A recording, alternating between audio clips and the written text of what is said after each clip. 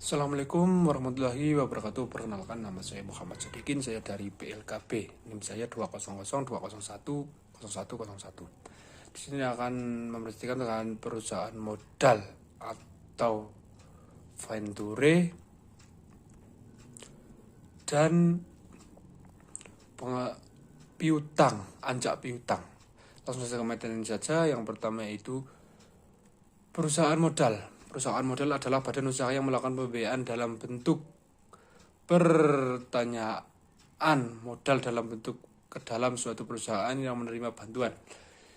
Ciri-ciri atau karakteristik modal venture. Yang satu, kegiatan bersifat langsung dalam suatu perusahaan. Pernyataan dalam perusahaan bersifat jangka panjang. Bisnis memiliki resiko tinggi.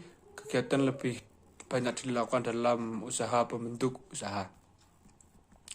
Landasan hukum untuk mendirikan modal venture meliputi pemberian dan pembinaan modal venture, pajak penghasilan bagi perusahaan venture, sektor-sektor usaha, lembaga pembiayaan.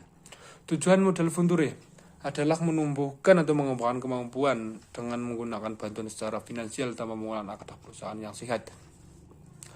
Jenis-jenis pembiayaan pasar modal. Satu, equity financing adalah perusahaan mengambil bagian dari total dari saham yang memiliki perusahaan. Semi-equity financing adalah perusahaan modal venture membeli obligasi konversi yang terbitkan oleh perusahaan mitra bisnis. Yang ketiga, membangun bisnis baru adalah perusahaan modal venture bekerja sama dengan perusahaan mitra. Sumber-sumber dana venture yaitu dua, dari dalam perusahaan, dari luar perusahaan. Itu dari dalam perusahaan misalnya dari pendiri bank tersebut mengajukan modal, dan dari luar perusahaan yaitu orang yang menaruh saham. Pengertian anjak piutang. Dan selanjutnya adalah anjak piutang. Pengertian anjak piutang adalah badan usaha yang melakukan kegiatan pembiayaan dalam bentuk pembelian. Kegiatan anjak piutang, pengambilan pajak piutang dengan fee tertentu.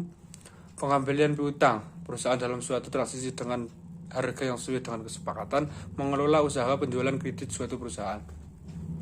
Pihak-pihak yang terlibat dalam anjak piutang.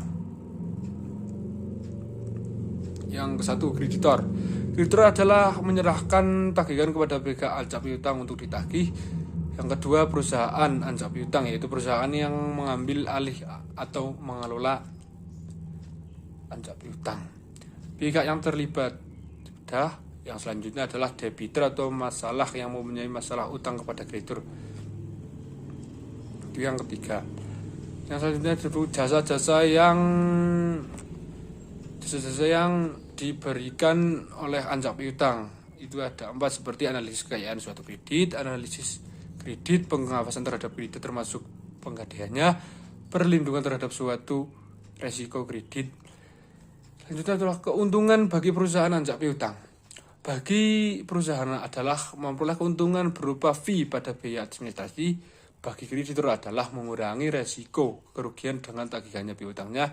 Bagi debitur adalah memberikan motivasi kepada debitur agar segera membayar kewajiban tersebut secepatnya. Sekian dari saya. Wassalamualaikum warahmatullahi wabarakatuh.